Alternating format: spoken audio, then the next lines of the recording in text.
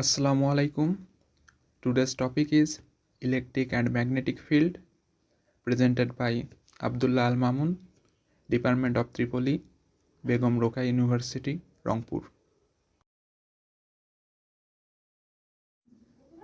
An electric field is the physical field that surrounds electrically charged particles and exerts force on all other charged particles in the field, either attracting or repelling them. The force acting on a particle with a charge of q at a point where the electric field E is given by F equal to QE. Here E is the electric field, F is a force, Q is the charge. The electric field can be visualized by drawing a series of lines going from a positive charge to a negative charge. The electric field is stronger where electric field lines are closer together and weaker where they are farther apart. Coulomb's law states that the electric force between two charged objects is directly proportional to the product of quantity of charge on the object and inversely proportional to the square of the separation distance between the two objects. The Coulomb's law equation provides an accurate description of the force between two objects when the objects act as point charges.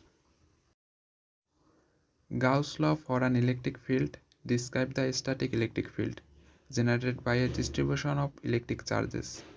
It states that the electric flux, though in a closed surface, is proportional to the total electric charge enclosed by the surface. By convention, a positive electric charge generates a positive electric field. Importance and application of Gauss' law. The significance of Gauss' law is that it can be used to solve complex electrostatic problems using symmetry. Gauss' law is used to determine the electric field in many practical situations. Using a symmetric Gaussian surface to enclose the charge makes it easier to find the electric field. The reason is that symmetry cancels those components of the electric field that are equal and opposite. Thus, adding those components that are in the same direction gives the total electric field.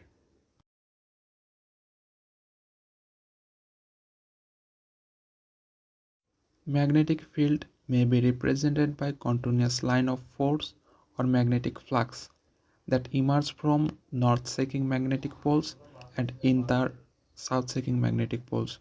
The density of the lines indicate the magnitude of the magnetic field. Two different vectors are used to represent a magnetic field. One called magnetic flux density or magnetic induction is symbolized by B. The other, called the magnetic field strength or magnetic field intensity, is symbolized by H. For any closed path, the line integral of the component of magnetic field tangent in the direction of the path element is equal to the permeability times the electric current enclosed the loop. From the equation, we can see that the total magnetic field varies upon varying the current flowing through a closed path. If the magnetic field is known, the current flowing through a closed loop can be calculated by integrating the magnetic field at each point of the loop. Integration BDS equal to 0 doesn't necessarily mean that the magnetic field is 0, but the current flow is 0. The main application of Ampere's law is calculating the magnetic field generated by an electric current, which is used in electromagnets, motors, generators, transformers.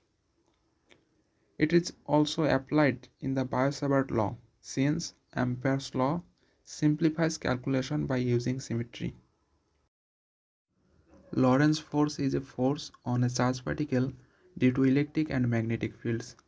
A charged particle in an electric field will always feel a force due to this field of magnitude F equal to QB. A charged particle in a magnetic field will only feel a force due to magnetic field if it is moving with a component of its velocity perpendicular to the field. If it moves parallel to the magnetic field, it experiences no force. Thus, two forces are often situated separately, but the sum of these two forces creates a force that we call Lorentz force.